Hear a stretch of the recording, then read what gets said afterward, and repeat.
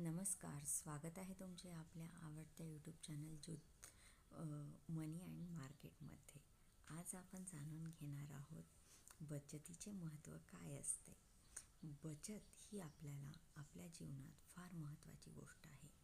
जरी आपल्याला आज तिचे महत्त्व नसेल वाटत, पण जेव्हा आपल्याकडे पैसे नसते, एखादं मोठं काम आपलं त्या पैशा वाचून अडते किंवा एखादी छानशी जीवनात आलेली संधी पैसे नसल्यावर निघून जाते, तेव्हा त्या बचतीचं महत्त्व कळते. त्यामुळं ती वेळ येण्या अगोदर आपण बचतीला जर सुरुवात केली तर आपण फार मोठमोठे ध्येय फार सोप्या पद्धतीने अचीव करू शकू.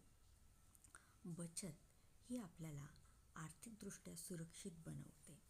जसं की आपल्याकडं पैसे असले तर एखाद्या मित्राने म्हटले, इथं छान एखादी जागा आहे, आपण खरेदी करायला पटकन विचार करू शकतो.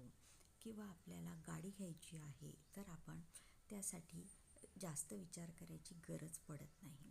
एखादी अडचण आली, कुणा आपल्यावर येऊ न येऊ, पण समजा उद्या आपला ॲक्सिडेंट झाला किंवा एखादा आपल्याला काही मोठा खर्च उद्भवला, आपल्याकडं बचत असेल तर आपण सहजपणे त्यातून पार पडू शकतो योग्यरित्या. आणि बचत केल्याने काय होतं आहे की आपण ती जर मोठ्या काळासाठी गुंतवणूक केली तर त्या बचतीतूनही आपल्याला फार मोठे रिटर्न मिळू शकतात. त्यामुळं आपल्याला भविष्याची जास्त चिंता राहत नाही, ताणतणाव राहत नाही, टेन्शन येत नाही.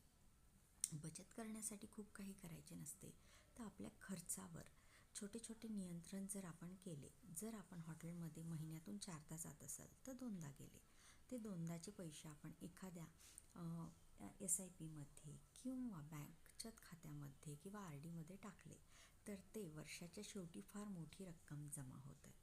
त्यासोबत जर आपल्याला OTTचा सारखा रिचार्ज मारायची सवय असेल तर 2 ऐवजी आपण एक रिचार्ज संपल्यावर दुसरा रिचार्ज मारला तर ते सुद्धा पैसे एका वेळेस आपण थोडीच खूप काही बघतो, तर ती एक सवय लावून घेऊ शकतो.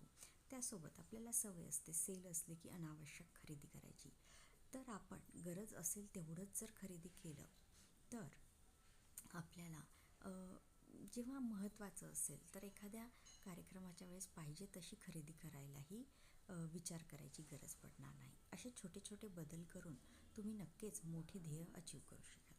व्हिडिओ आवडला असेल लाईक करा, शेअर करा आणि चॅनलला सबस्क्राईब करा. धन्यवाद.